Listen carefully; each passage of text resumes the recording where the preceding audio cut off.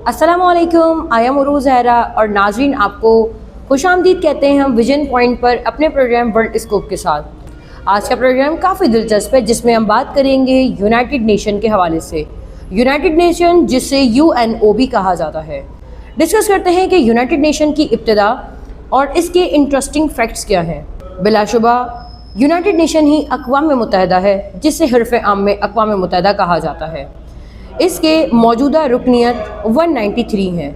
इस तंजीम को आलमी हुकूक यानी इंसानी हुकूक की तंजीम भी कहा जाता है।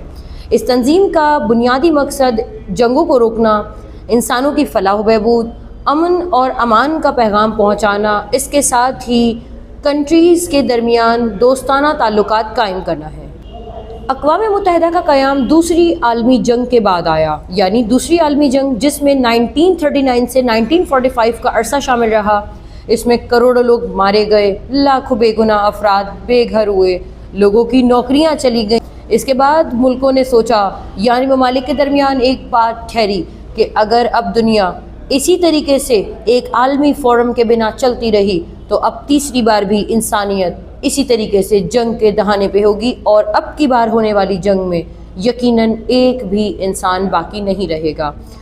यूनाइटेड नेशन का क़याम इसी वजह से आया कि अब लोगों को ये बात समझ आ गई थी कि जंग किसी भी मुल्क में और पूरी दुनिया में और एक ख़ास खित्ते में सिर्फ तबाही और बर्बादी का एक अलामत यानी अंसर है। इसके बरक्स इंसानों की तरक्की सिर्फ टेक्नोलॉजी और तालीम की वजह से मुमकिन है। इसलिए यूनाइटेड नेशन का क़याम बनाया गया कि अब किसी भी कंट्री के तनाज़ात को बातचीत के हल से सॉल्व किया जाएगा, लेकिन अब जंग की तरफ नहीं जाया जाएगा। अक़वाम मुत्तहिदा का क़याम एक अपॉर्चुनिटी की ज़ेरे नज़र भी है, क्योंकि इससे पहले एक तंजीम लीग ऑफ नेशन का क़याम इस बात की निशानदेही था कि बहुत सारे फेलियर्स यानी वीकनेसेस ने उस तंजीम को कमज़ोर किया और दूसरी जंगें अजीम हुई। लेकिन अब यूनाइटेड नेशन ने उन तमाम ड्रॉबैक्स को कवर करना था जो लीग्स ऑफ नेशन में थे। मिसाल के तौर पर लीग ऑफ नेशन में शुरू से ही दुनिया की बड़ी सल्तनत यानी दुनिया की बड़ी रियासत जिसे अमेरिका कहा जाता है ये शामिल नहीं थे। इसके अलावा जर्मनी, इटली और बहुत सारे ममालिक ने एक ख़ास वक्त में लीग ऑफ नेशन को ज्वाइन किया, लेकिन जल्द ही इन्होंने छोड़ दिया। इसके अलावा इन कंट्रीज़ पर कोई पेनल्टी आयद नहीं की जाती थी, यानी जंग को रोकने के लिए, जारियती अंदाज अपनाने के लिए, इन कंट्रीज़ को रोकने के लिए यानी शट अप कॉल देने के लिए कोई भी मौजूद नहीं था।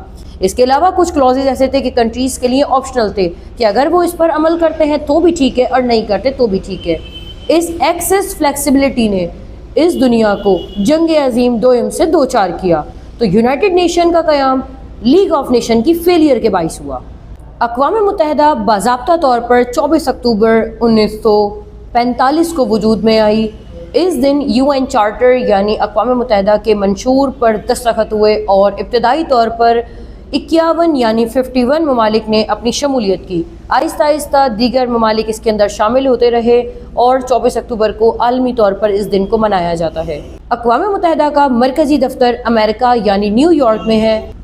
ये इलाका बैनुल अक़वामी हैसियत रखता है। अक़वाम मुत्तहिदा के बुनियादी मकासद में 4 बुनियादी मकासद ऐसे हैं जिन्हें जाने बगैर आगे बढ़ना नामुमकिन है। आलमी अमन और सलामती का पैगाम, कौमों के दरमियान दोस्ताना ताल्लुकात, इंसानी हुकूक का तहफ़्फ़ुज़, गुर्बत, बीमारी और जहालत के ख़िलाफ़ आलमी तौर पर रेजिस्टेंस दिखाना। अक़वाम मुत्तहिदा के अहम इदारे, अक़वाम मुत्तहिदा के 6 बुनियादी अहम इदारे हैं। जनरल असम्बली, तमाम 193 ममालिक इसका हिस्सा हैं। हर मुल्क के पास अपनी वोटिंग पावर है, फ़ैसले अक्सरियत से किए जाते हैं और मसाइल का हल तलाश किया जाता है। जनरल असम्बली आवाम के मसाइल को हल करने के लिए जानी जाती है। इसके बाद सलामती कौंसिल, ये दूसरा बड़ा अहम इदारा है और इसमें 15 अरकान शामिल हैं, लेकिन 5 की शमूलियत इसमें यकीनी है। अमेरिका, रूस, चीन, बरतानिया और फ्रांस, इन 5 ममालिक को वीटो पावर हासिल है, यानी ये किसी भी फैसले को रोक सकते हैं। लेकिन इसके अलावा 10 ममालिक को मुंतखब किया जाता है और वो आर्जी मेंबरान भी कहलाते हैं। इसके बाद इक्तिसादी और समाजी कौंसिल, ये तालीम, सेहत, रोज़गार और मुआशी तरक्की जैसे अनासर पर काम करती है। इसके बाद बैनुल अक़वामी अदालत इंसाफ, यानी एक मुल्क दूसरे के ख़िलाफ़ मुकदमा दायर कर सकता है। इसमें ममालिक के दरमियान तनाज़ात को सॉल्व किया जाता है। اور اس کا مقام نیدرلینڈ میں ہے۔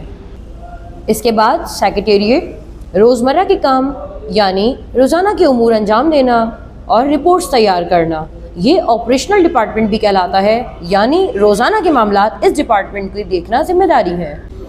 سیکریٹریٹ جنرل یہ اقوام متحدہ کا عالمی ادارہ ہے اور سب سے زیادہ اہم کردار ادا کرتا ہے۔ اس کو ثالثی کا کردار ادا کرنے والا بھی کہا جاتا ہے۔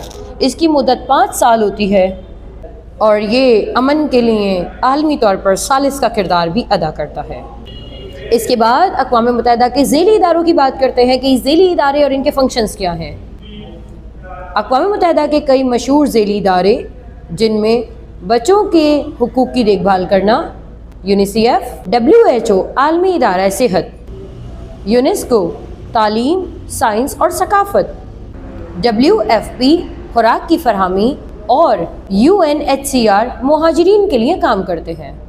اقوام متحدہ اور پاکستان کا قیام 14 اگست 1947 کو ہوا، لیکن پاکستان وہ ان ممالک میں شامل ہے جس نے بنتے ہی اقوام متحدہ کی رکنیت حاصل کر لی۔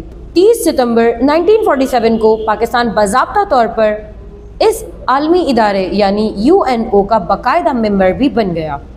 اقوام متحدہ کی زبانوں کے حوالے سے بات کرتے ہیں تو 6 اس میں نمایاں طور پر زبانیں ہیں، جبکہ اقوام متحدہ میں 100 سے زائد زبانیں بھی بولی جاتی ہیں، لیکن نمایاں طور پر وہ 6 زبانیں کون سی ہیں؟ انگریزی، فرانسیسی، ہسپانوی، عربی، چینی اور روسی۔ اقوام متحدہ پر کچھ تنقید اور اعتراضات بھی ہیں۔ کچھ لوگوں کا خیال ہے کہ ویٹو پاور کا غلط استعمال کیا جاتا ہے، کچھ جنگوں کو روکنے میں یہ ناکام رہی ہے اور فیصلوں پر اتنی جلدی عمل درآمد بھی نہیں ہوتا۔ لیکن اس کے باوجود بھی ہم اس بات کو ڈینائی نہیں کر سکتے کہ اقوام متحدہ بلا شبہ وہ پلیٹ فارم مہیا کرتی ہے جہاں تمام ممالک بیٹھ کر بات چیت کر سکتے ہیں کہ امن، ترقی اور خوشحالی کے لیے اقوام متحدہ کا کردار بلا شبہ ناگزیر ہے۔ اس کے ساتھ ہی اپنے میزبان کو اجازت دیجیے، آپ سے پھر ملاقات ہوگی ایک نئے پروگرام میں ایک نئے موضوع کے ساتھ۔ اپنا بہت خیال رکھیے گا۔ اللہ حافظ۔